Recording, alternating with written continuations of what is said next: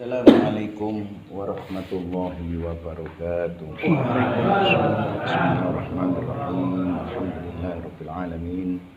Allahumma shalli ala sayyidina Muhammadin wa ala alihi washabbihi ajmain. Amma ba'du. Alhamdulillah. Maqalah 196 sampai 200 sampun diterangaken kali Ustaz Mustaqim lawan Syarah Al-Hikam. Mugi-mugi napa sing disampaikan Ustaz Mustaqim menika beto manfaat di dunia wal akhirah. Samangke monggo diulas kembali makalah-makalah niki mugi-mugi beto kepahaman lan manfaat di dunia wal akhirah. Bismillahirrahmanirrahim. Kullu kalamin yabruzu wa alaihi kiswatul qalbi alladhi minhu baraza. Tiap-tiap kalimat yang keluar pasti membawa corak bentuk hati yang mengeluarkannya. Maqalah 196 menika Syekh Ibnu Athaillah njelasaken bahwa sak temene napa-napa sing kula sampeyan ucapaken, baik itu ucapan-ucapan yang hak atau ucapan-ucapan yang batil, ucapan sing elek atau sing apik, le kula sampeyan ngucapno iku ndudukno jero isine ati kula sampeyan. Gak mungkin ucapan-ucapan itu gak nyocoki ambek apa sing ana jerone ati. Soale lakune ucap iki mang iku apa-apa sing ana ngen jerone ati. Mangkane kados kula sampeyan sebagai seorang salik niku harus bisa memahami ya apa carane ngomong. Soalnya lewong salik itu memperhatikan ucapan saja niku saged semerap. Apa sing dimaksud omongan-omongan niku. Paham Mas niki? Tapi lewong salik memang sekedar memperhatikan kalimat-kalimat lahiriah saja niku mboten memahami. Karena orang salik itu selalu berhubungan dengan hati dan rasa. Urusan itu hati ambek rasa. Sehingga ucapan-ucapan itu saged duduk digelok teko kalimat-kalimat atau kata-katanya. Tapi saged ditingali dugi rasa. Teko rasa mengakhiri maksudnya kali. Paham Mas nggih? Makanya Syekh Ibnu Athaillah nuduhaken bahwa saat temene ucap yang keluar dari kita, kalimat-kalimat ataupun kata-kata, saat temene iku ndudukno apa sing ana ngen jerone ati. Diumpamaken dek mriki kullu ina'in yamdahu bima fi. Tiap-tiap moci semerap moci nggih. Morong ya.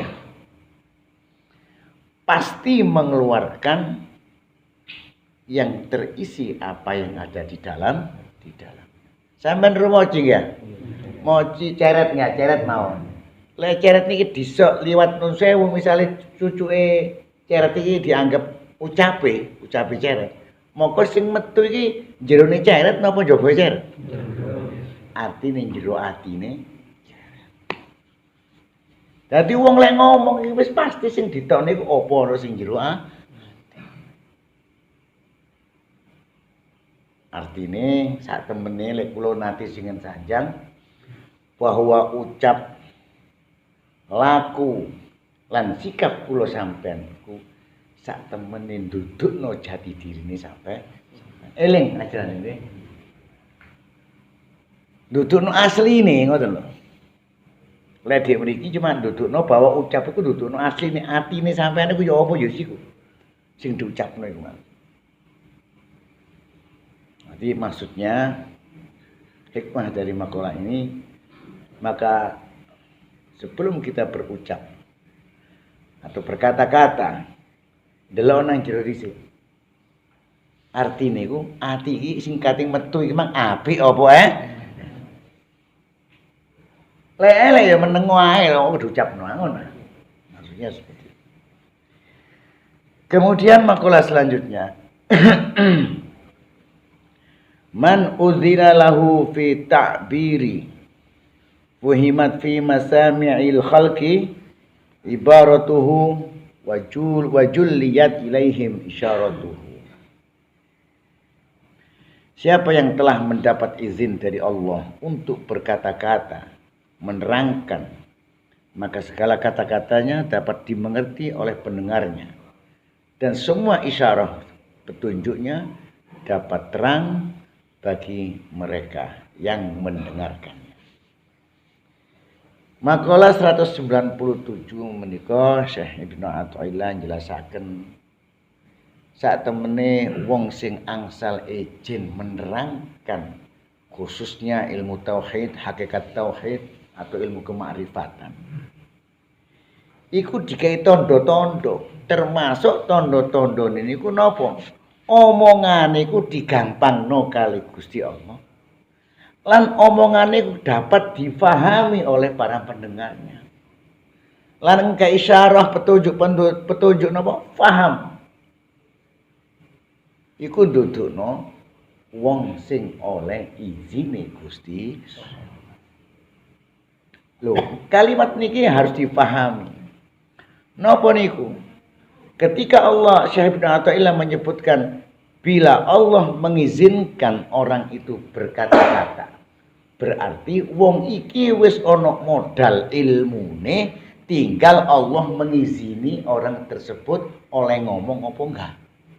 Lah saiki gak ana ilmune kate diizini Gusti Allah, apane sing diizini? Maksudnya orang-orang sudah berilmu, yang mana mereka sudah paham tentang ilmu hakikat tauhid, ilmu kemakrifatan, wis paham, ono modal di atine. Terus oleh izin teko Gusti Allah, wong iku bakal lek nerangno iku enak, lancar. Lan sing ngrungokno bakal paham, gak bingung. Lah iki anggone wong salik. Mungkin kados kula sampean wong salik niki belajar ilmu-ilmu hakikat tauhid atau ilmu kemakrifatan. Akeh sing paham ono ngene jerone ati lan akal. Tapi kalau Allah belum mengizinkan koyo kula nerangno menyampaikan keterangan apa sing kula pahami iki, sampeyan iki bingung. Siji omongan kula gak lancar, nomor loro sampeyan ngrungokno tambah bingung. Padahal ilmune wis ini kan wong salik biasa ya. Kula sampeyan iki salik kabeh ya. Dados untuk orang-orang salik yang mana ketika saat belajar kados ngeten dia mendapatkan kefahaman, mendapatkan pengertian. Ketika ingin menerangkan pada orang lain, noto omong iki gopo, gak iso nepakno, iku berarti sedulur oleh izine Gusti. Lek wis gak oleh izine Gusti Allah aja diterusno. Soale sing ngrungokno bakal bingung.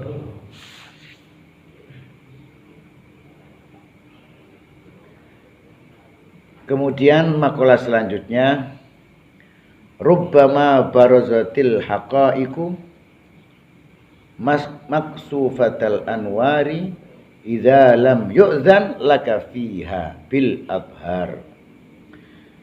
Ada kalanya ilmu hakikat itu tampak pudar cahayanya jika engkau belum mendapatkan izin mengeluarkannya.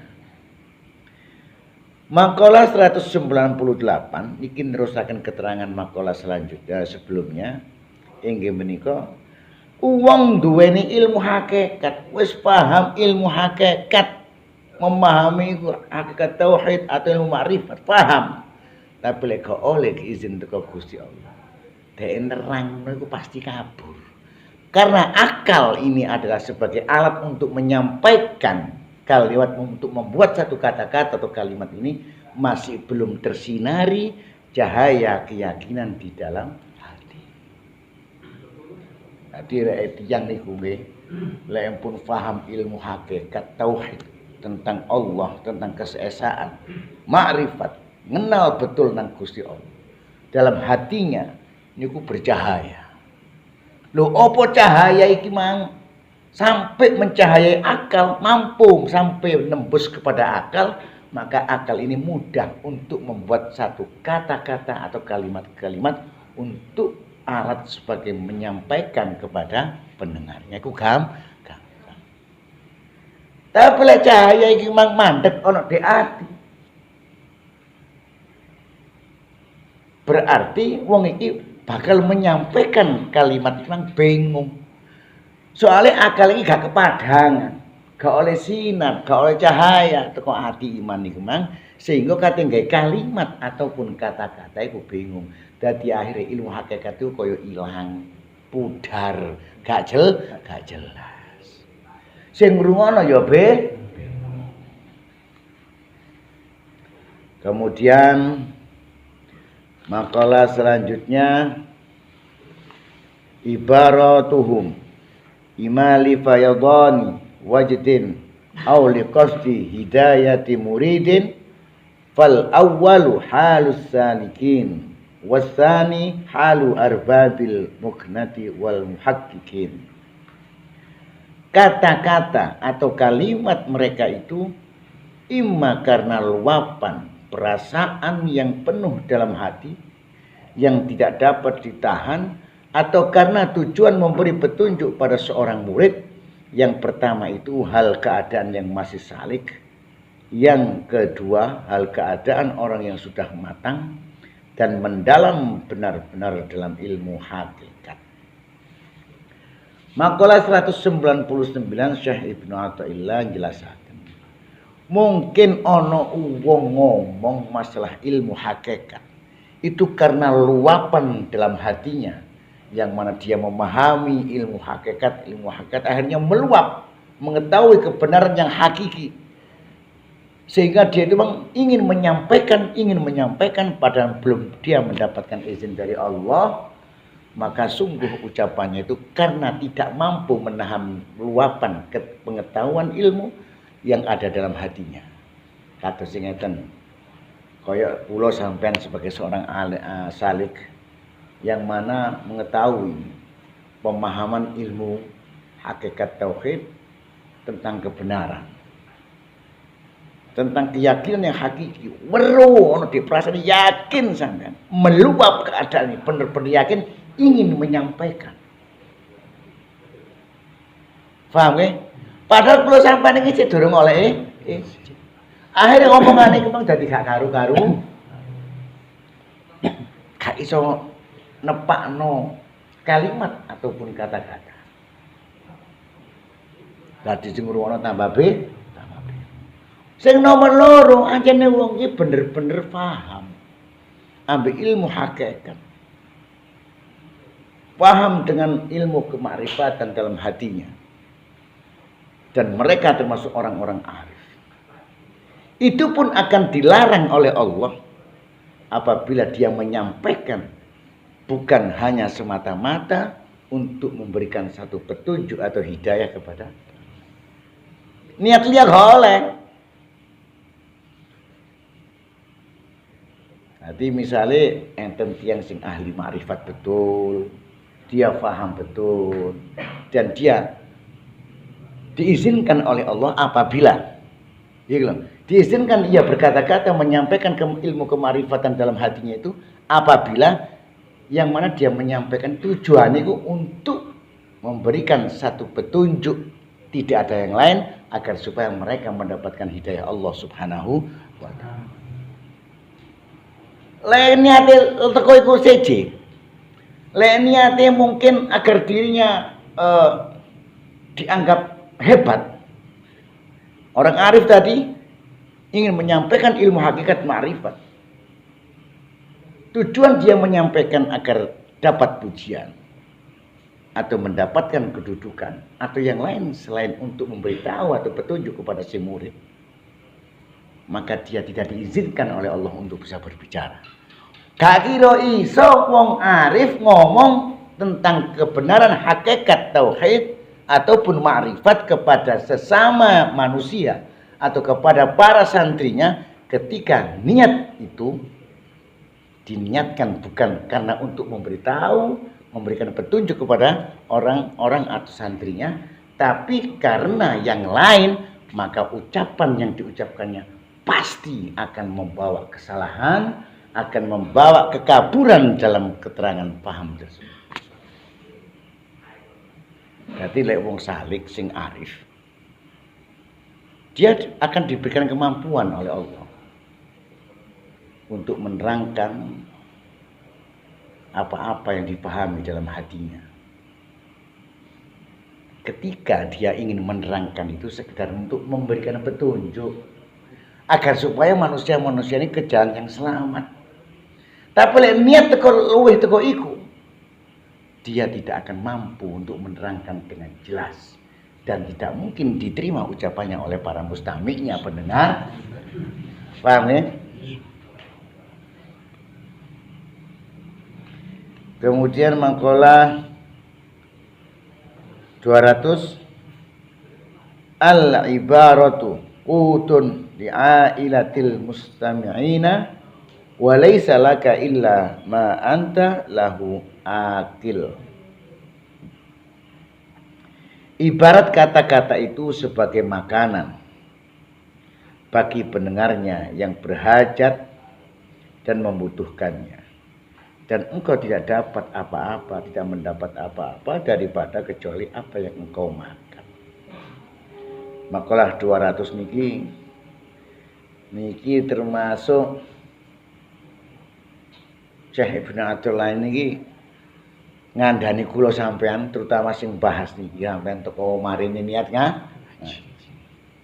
sampean bakal oleh apa sing sampean niat ngaji mah ya oleh ilmu. Tapi lek teko omong niati emang gak niat golek ilmu bakal ya golek ilmu. Misale contoh. Sampeyan teko marine aku tak nang ngene gedang kluthuk kate ngaji. Niat apa golek ilmu atau mencari ilmu tauhid misalkan seperti itu. Sampeyan akan menerima ilmu itu, akan sampeyan dapatkan ilmu itu. Tapi lek kula sampean memang niat teko marene gak niat golek ilmu. Mungkin niat sekedar agar dilihat orang aku lek ngaji. Kadang golek ilmu nggih. Cuma cek diarani wong melok ngaji. Atau mencari pujian-pujian yang lain. Pokoknya gak niat golek ilmu, niat yang lainnya. Tidak akan mendapatkan apa-apa. Lah iku diumpamane lek kula ngumpamaken kaya warung ngaji. Warung sing warung iki buka tedanan, dodol tedanan, mungkin ana rawon, ana soto, ana gulai, ana sego goreng misalnya. Lho sampean teko marene iki mang niat tuku di antara 4. Aku tirono kate mangan, wis ngono tok. Kene iki kate mangan. Ya otomatis lek rene kate mangan nemu papat iki mang.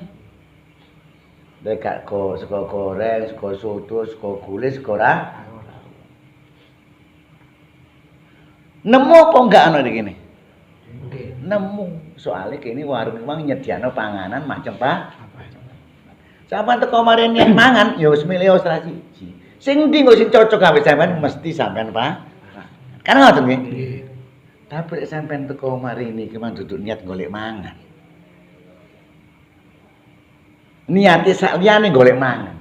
Kira-kira nek kene sampean mangan apa enggak? Kira-kira mangan apa? Soale gak niat. Dadi terus Syekh Ibnu Athaillah makalah niki diibaratna kados tedanan niku bagi pendengarnya. Ketika seorang pembimbing atau seorang yang menerangkan makalah Syekh Ibnu Athaillah ini benar-benar memang niat dari mencari ilmu tersebut, maka dia akan mendapatkannya. Tapi oleh gak niat golek ilmu tersebut, ya gak oleh ilmu tersebut. Lah ilmu itu mang oleh dianggap pangan. Paham Mas ini? Nah, saiki sampean takon awake sampean dhewe-dhewe. Aku rene iki nek ngaji ki mang niat golek ilmu ta. Ibaratnya kan ngoten nggih. Insyaallah sampean kula yakin sedaya niki mriki matos ilmu dalam arti dengan jalan ridho Allah Subhanahu wa taala. Iku makalah dari makalah 196 sampai makalah 200 dari kajian kitab Al-Hikam. Mudah-mudahan bermanfaat fid dini wad dunya wal akhirah. Amin. Akhiran, assalamualaikum warahmatullahi wabarakatuh. Waalaikumsalam.